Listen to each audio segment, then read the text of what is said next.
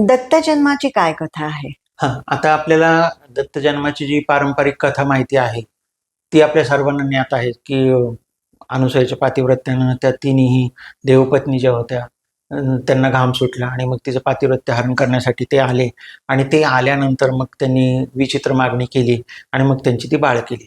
आता ही जी कथा आहे ही कथा प्रतिकात्मक घ्यायला हवी असं मला वाटतं. कारण कसं आहे की ते जर देव आहेत आणि ते ब्रह्मा विष्णू महेश आहेत तर ते ज्याला पण एवढी सवंग मागणी करतील का?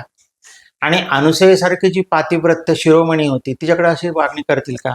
तर त्याचा गर्भित अर्थ असा आहे की जोपर्यंत तुम्ही तुमच्या उपाधी टाकून देत नाही, उपाधीचा त्याग करत नाही, तोपर्यंत तुम्हाला भगवत प्राप्ती होणार नाही. म्हणजे तुम्ही बालकासारखं झालं पाहिजे तरच तुम्हाला भगवंताची प्राप्ती होती. तो निष्पापपणा पाहिजे, निष्पापपणा पाहिजे, निरागसपणा पाहिजे, कोरी पाटी म्हणजे पाहिजे. निर्विकार व्हायला पाहिजे.